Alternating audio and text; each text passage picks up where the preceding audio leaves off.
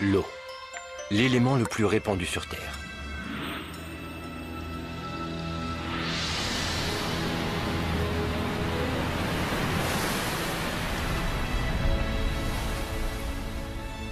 L'eau nous accompagne à tout moment de notre vie. Mais connaît-on pour autant les propriétés et secrets de cet incroyable élément? D'où vient-elle? Comment l'eau est-elle arrivée à notre planète? C'est elle qui rend notre planète si unique. Mais c'est peut-être du côté de l'eau elle-même qu'il faut chercher les réponses à ces questions. Il y a autant d'eau sur Terre aujourd'hui qu'au début du monde, lorsque la planète s'est constituée et adopta la forme et la couleur qui nous sont si familières. Il reste aussi la question, en quoi consiste concrètement le pouvoir secret de l'eau?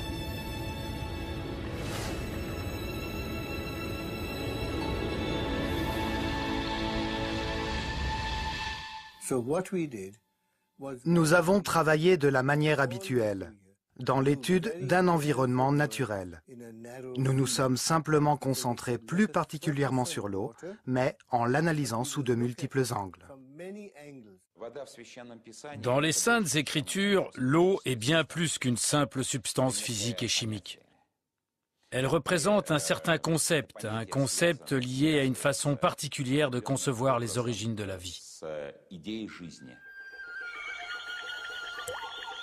Rien dans le monde n'est plus souple et plus faible que l'eau. Mais pour enlever le dur et le fort, rien ne la surpasse. Et personne ne peut la vaincre, alors qu'elle est facile à conquérir. La faiblesse a raison de la force. La souplesse a raison de la dureté. Tout le monde le sait, mais personne ne parvient à le mettre en pratique. Voilà ce qu'a écrit le philosophe chinois Lao Tzu il y a plus de 2500 ans.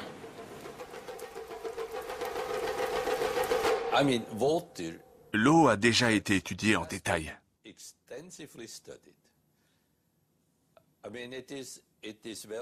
Il est d'ailleurs notoire que l'eau a des caractéristiques physiques et chimiques extraordinaires par rapport aux autres substances liquides. Aucun scientifique n'est en mesure d'expliquer pourquoi le volume de l'eau augmente en dessous de 0 degré son point de glaciation et inversement diminue de volume jusqu'à 4 degrés Celsius. Toute substance refroidie se contracte. Autrement dit, son volume diminue. Mais l'eau, au contraire, se dilate. Depuis la nuit des temps, l'homme a appris à utiliser ces caractéristiques. Les peuples du Nord obtenaient des pierres pour la construction en versant de l'eau entre les failles des rochers, avant l'arrivée du gel. Au sud, les hommes enfonçaient des pieux de bois dans la roche et les imbibaient d'eau. En se gonflant, le bois faisait éclater la pierre. Bien plus tard, les scientifiques ont constaté que l'eau qui se trouve dans les pores et les capillaires est capable de développer un niveau de pression énorme. Dans une graine par exemple, au moment de la germination, la pression peut atteindre 400 bars. Voilà pourquoi une jeune pousse parvient parfaitement à percer le bitume. La molécule de l'eau est vraiment petite. Et pourtant, elle présente des caractéristiques extraordinaires. On ne trouve aucune autre molécule qui présente des anomalies similaires. Si une seule de ces anomalies avait manqué, la vie ne serait jamais apparue sur la planète. Chaque propriété de l'eau est unique et trouve difficilement une explication dans le cadre classique et traditionnaliste des lois physiques. Les sciences n'ont toujours pas trouvé réponse à certaines questions.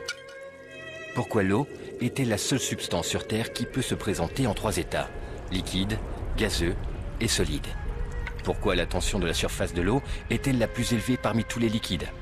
Pourquoi l'eau est-elle le dissolvant le plus puissant au monde et comment?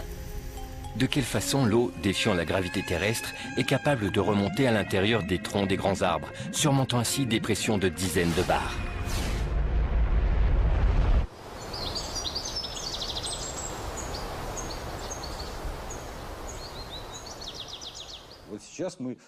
La communauté scientifique a fait un pas géant en admettant qu'elle ne savait pratiquement rien sur l'eau. C'est un progrès important, dans la mesure où cette prise de conscience a fait place à l'envie d'en savoir plus. Asie du Sud-Est, 1956. Dans un laboratoire militaire secret consacré au développement et à la fabrication d'armes de destruction massive, ont travaillé depuis plusieurs années à la création d'une arme bactériologique de nouvelle génération. Lors d'une réunion ultra secrète, les discussions des scientifiques tournaient autour des futures caractéristiques de cette arme. Soudain, la réunion dut être interrompue. Tous les participants furent subitement conduits aux urgences, présentant les symptômes d'une forte intoxication alimentaire. Une enquête fut ouverte, mais aboutit à une impasse. Les scientifiques n'avaient rien consommé, en dehors de l'eau qui se trouvait sur la table de réunion. L'eau fut alors analysée, mais aucun élément nocif n'y fut détecté. Sa composition chimique n'était que H2O. Dans le rapport, les médecins déclarèrent donc que la cause de l'intoxication était due à de l'eau ordinaire. 20 ans plus tard, une incroyable hypothèse fut énoncée. Une hypothèse capable d'expliquer les conduites imprévisibles de l'eau. L'eau aurait une mémoire. Les expériences réalisées aux 4 coins du globe ont confirmé que l'eau a la capacité de recevoir et d'enregistrer l'empreinte de toute influence extérieure, mémorisant tout ce qui se passe dans son environnement proche.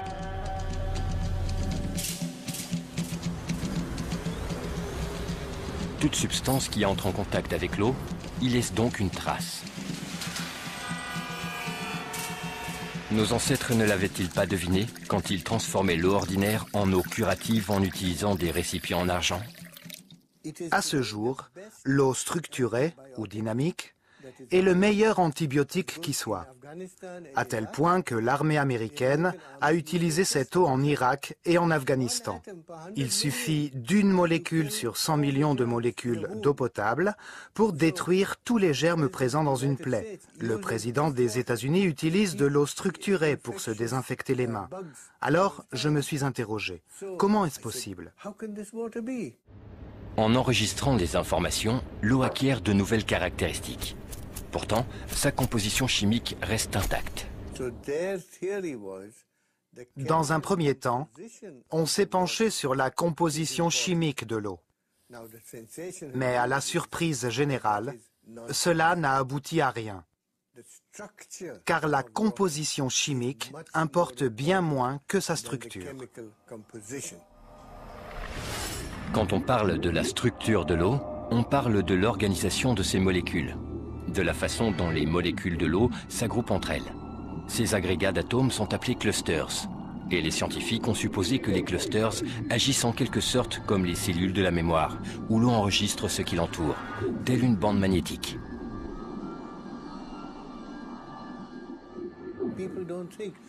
Les gens ne se doutent pas que l'eau change lorsqu'on allume la lumière, ou que, sous l'influence d'un champ électrique, l'eau peut changer. Nos recherches actuelles vont dans cette direction. De toute évidence, l'eau reste de l'eau. Mais sa structure, tout comme un système nerveux, réagit à chaque irritation. Les instruments modernes ont permis de mesurer que chaque cellule de mémoire de l'eau, de la taille d'un micron, contient 440 000 tables d'informations. Et chacune de ces tables peut enregistrer son propre type d'interaction avec l'environnement.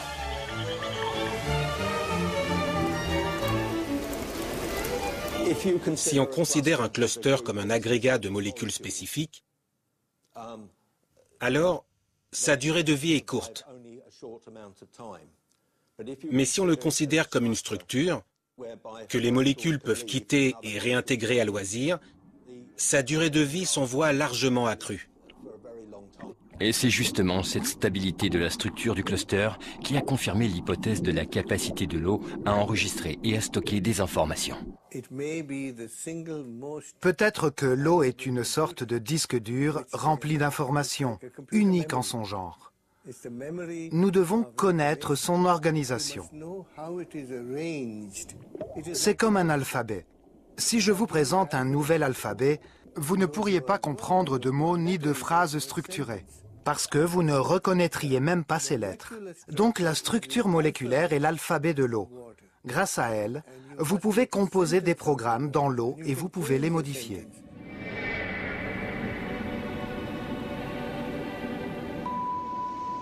Hiver 1880. Le bateau Lara, parti de Liverpool, fait route vers San Francisco. Au 3e jour de trajet, un incendie se déclare à bord. Les canots de sauvetage quittent le bateau. Parmi les rescapés se trouve le capitaine Neil Carey. Mais très vite, les réserves d'eau s'épuisent et les survivants commencent à souffrir de la soif. Après 3 terribles semaines de tourmente en pleine mer, ces hommes atteignent enfin la côte. Le capitaine Carey, considéré comme un homme intègre et sérieux, raconte ce qui les a sauvés. Nous avons rêvé d'eau douce et nous avons commencé à imaginer l'eau bleu marine se transformer en eau bien verte et potable. J'ai rassemblé mon courage et j'ai puisé de l'eau. Quand je l'ai goûtée, elle était douce.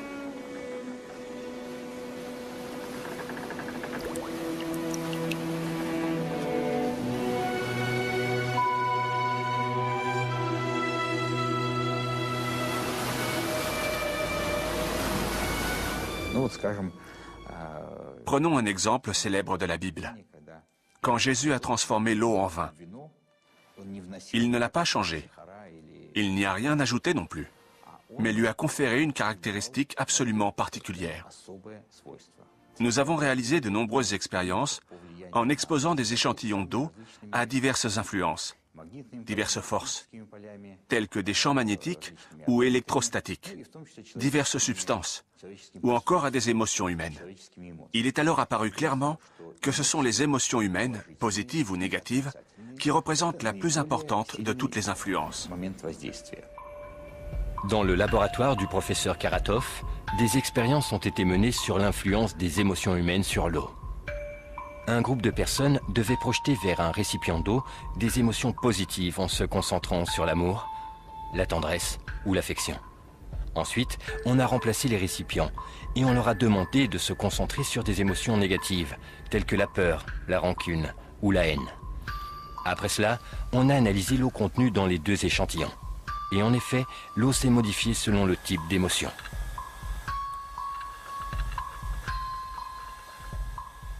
On a remarqué que les émotions positives, comme l'amour, augmentent les niveaux énergétiques de l'eau et la stabilisent, alors que les émotions négatives, comme la haine, les font baisser, provoquant des changements radicaux dans l'eau. J'espère pouvoir montrer à tout le monde que l'eau a une mémoire. Dans le laboratoire du Dr Emoto, on analyse des échantillons d'eau soumis à diverses influences extérieures. Ces échantillons d'eau sont ensuite fixés et enregistrés par une congélation instantanée de l'eau pour pouvoir l'observer au microscope. Voilà à quoi ressemble une eau chauffée au micro-ondes. Ici, les effets du téléphone portable. Ici, une eau à laquelle on a dit merci. Pardon. Tu me dégoûtes.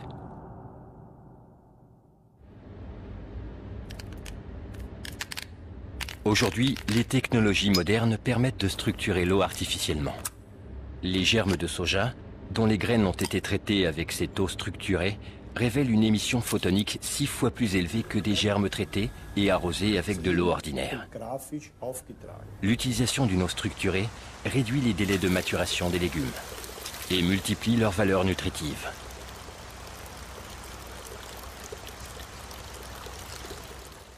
Si on compare les germes traités à l'eau structurée, ils étaient longs, réguliers et forts. En revanche, ceux qui n'étaient pas traités étaient courts, fins et fragiles. On constate que les plantes issues des graines qui ont été traitées sont mûres, tandis que les légumes dont les graines n'ont pas été traitées sont encore verts. Le lien entre cette eau et la croissance des légumes et des fruits est donc établi. Pour l'irrigation des plantes, le recours à l'eau structurée permet d'économiser 20% d'eau, alors qu'aucun engrais n'a été rajouté ni dans le sol ni dans l'eau. Seule sa structure est modifiée. Entre-temps, les scientifiques peuvent expliquer comment cela se passe. Par contre, ils n'ont pas encore de réponse à la question « Pourquoi cela arrive-t-il » L'homme, selon son âge, est composé de 70 à 90% d'eau. Pour maintenir ses fonctions vitales, l'homme adulte boit quotidiennement plus ou moins 2,5 litres d'eau par jour. Dans son bain ou en prenant sa douche, il absorbe encore 1,5 litre d'eau.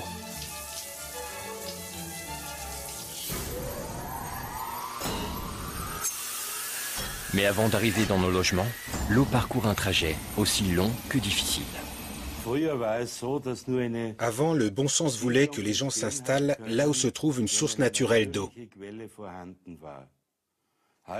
Aujourd'hui, cela n'a plus aucune importance, car l'utilisation de la haute pression permet de transporter l'eau sur des milliers de kilomètres. Dans la nature, l'eau suit harmonieusement des courbes, en serpentant sensuellement. Alors que dans un réseau hydraulique, l'eau tourne des centaines de fois à angle droit.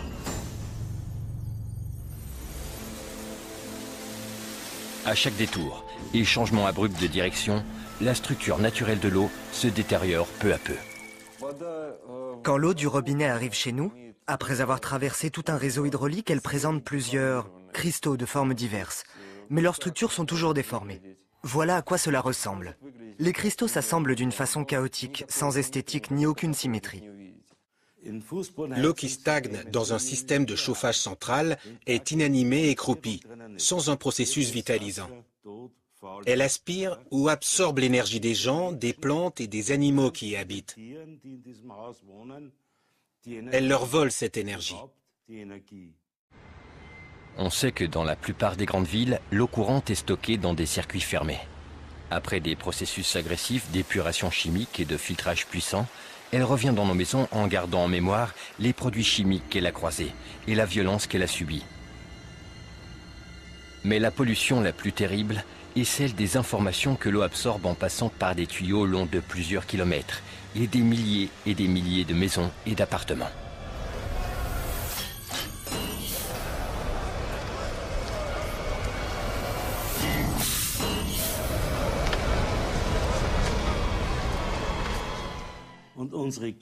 Nous polluons spirituellement l'eau, et nous le faisons de plus en plus. Pourquoi?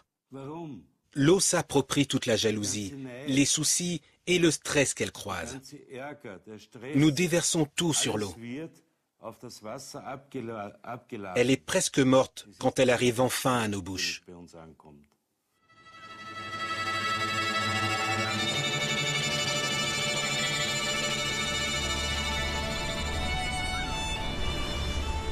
Notre planète est un énorme réservoir d'eau, à partir duquel s'épanouissent toutes les formes imaginables de la vie.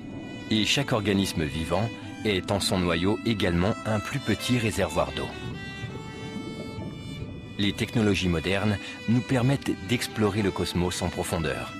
Et, sur ces lointaines planètes, la première quête de l'homme est toujours celle de l'eau.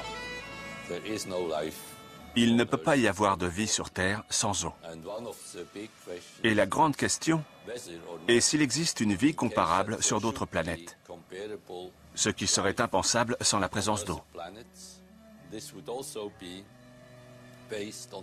Maintenant, nous savons que les premiers organismes vivants sont apparus dans l'eau. Bien plus tard, ces organismes se sont adaptés à l'environnement terrestre. Je ne pense pas un instant que ce soit le fruit du hasard. Ce n'est pas par hasard que l'eau est mentionnée dès les premières lignes de la Bible. Quand il s'agit de décrire la création du monde, de la vie et de l'homme, l'eau y est irrémédiablement associée avant toute autre chose.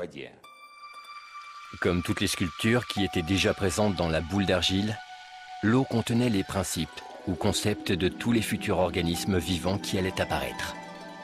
Mais le démarrage de n'importe quel processus nécessite d'abord une impulsion, un déclencheur.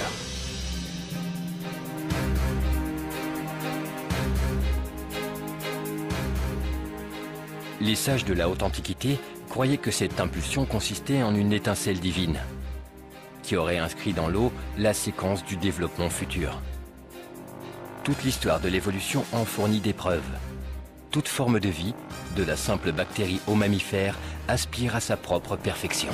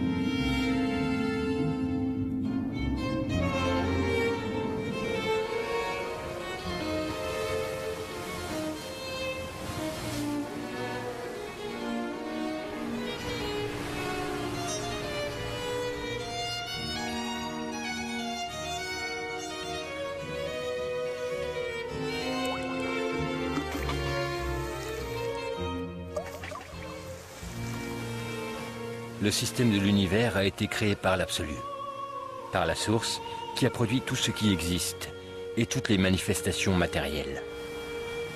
Chacun d'entre nous conserve en lui une partie de l'eau de l'océan originel. Chacun de nos mots est comme une goutte d'eau et porte la pensée en offrant une source d'information. Et quand nous retournerons à l'absolu,